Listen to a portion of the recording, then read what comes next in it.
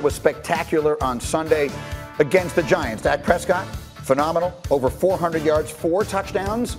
I feel obligated to put in, but it was against the Giants, and not a lot of expectations there. So let us put 90 seconds on the clock for the first time this morning.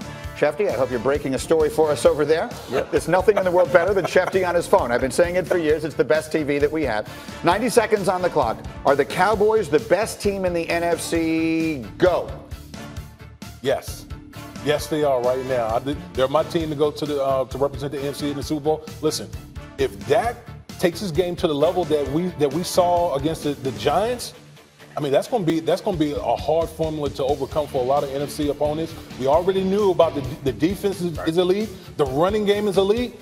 If the quarterback goes from game manager to playing at an elite level, I mean, especially coming off the week that some other teams had in the NFC. Like, I think the Eagles were a big favorite. They didn't look great in the first half against Washington. Maybe they'll get better, but I think what they're doing offensively in Dallas is fantastic. And that defense, like you mentioned, is great, but they aren't as deep as a team like the Eagles, but I do think they're the best right now. No, they are amongst the best. I don't know how you could consider them the NFC's best team after 1 week. Who else are you putting in the conversation with them?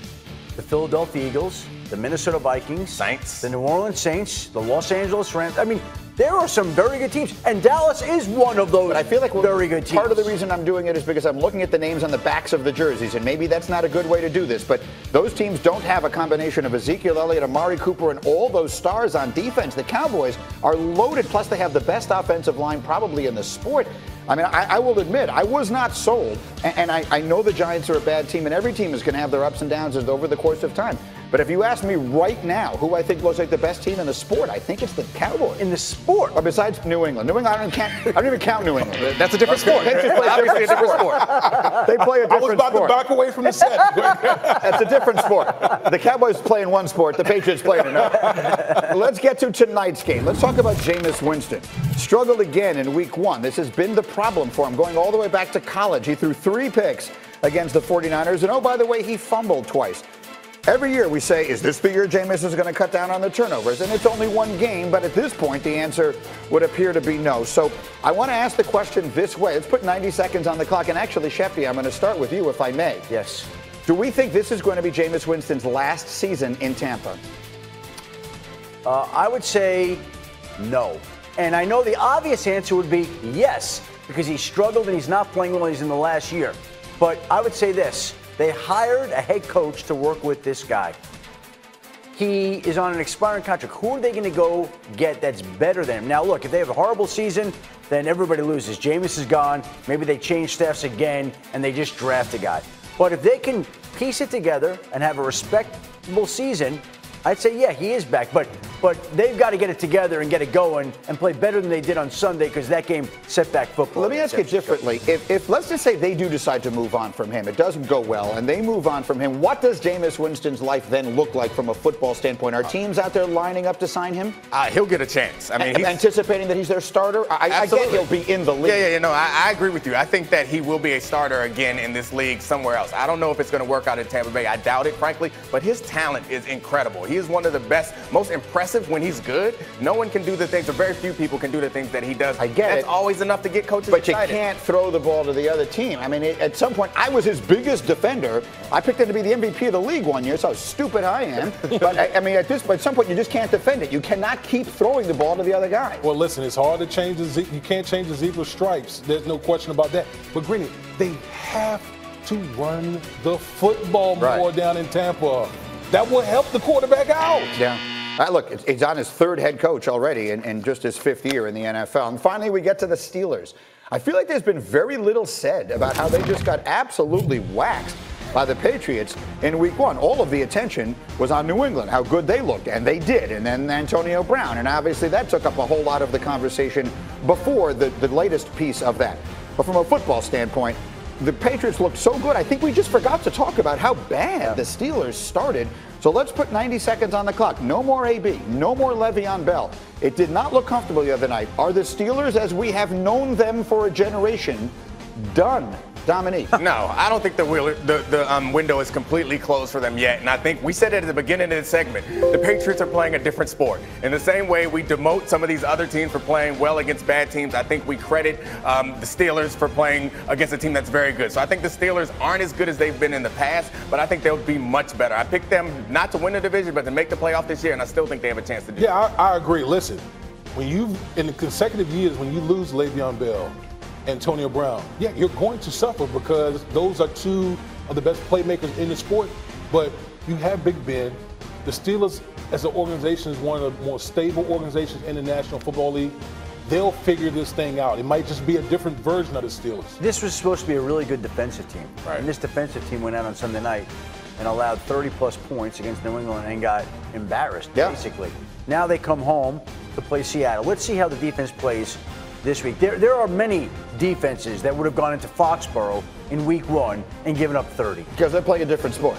I get it. They're playing a different sport. But the Steelers, I'm looking at the Ravens, who look really good. I don't know that we know what Cleveland is right now. Pittsburgh has owned that division, candidly, for the better part of my life. They've owned it with Baltimore well. Baltimore's been right there. They got 2 Super Bowls in recent history, so I think that's a tough division, but they always play well against those division opponents. So I think they're going to be fine, and I think the window is closing, but it's not closed just yet. Steelers going to win. Does anyone...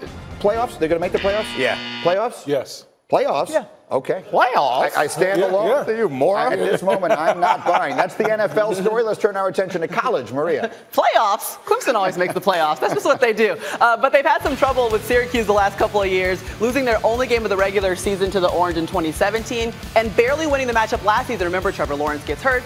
We saw Chase Bryce come in. This weekend they face off again, and that's Clemson's last tough matchup of the regular season. And guys, it's only week 3. Clemson, as of now, currently has 0 games remaining versus ranked opponents. And take a look at the rest of the AP Top 10.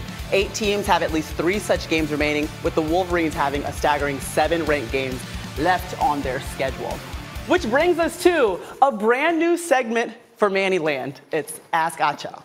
Yes. So the goal is hopefully that we can get the Twitterverse like streaming this, we can get them interested in it, we can get you trending, and we're gonna have you answer questions, and you have to give me just your honest opinion. Let's do it. And we'll start with Clemson. How should we evaluate a Clemson Tigers team whose schedule is obviously poor, to say the least? Nick Saban said something very valiant this weekend. He said, who wants to play us? I think the same is true for Clemson. They can only play the teams on their schedule. In their 17-game winning streak, Maria, they've won by more than 30 points a game on average. They're beasts. So, yes, the schedule is weak. I get that. But honestly, everybody going to look weak compared to Clemson because you got Travis Etienne. He a dog at running back. You got Trevor Lawrence. He a young dog at quarterback. You got Justin Ross. You got T. Higgins. Can't nobody stop them. So I understand the schedule is weak. I get that. But when you facing those big dogs in Clemson, everybody going to look weak. It's not their fault. Yeah, I will give it to you. It's not their fault that they play in the ACC, and they did take on Texas A&M, so they tried to make their schedule a little bit tougher. But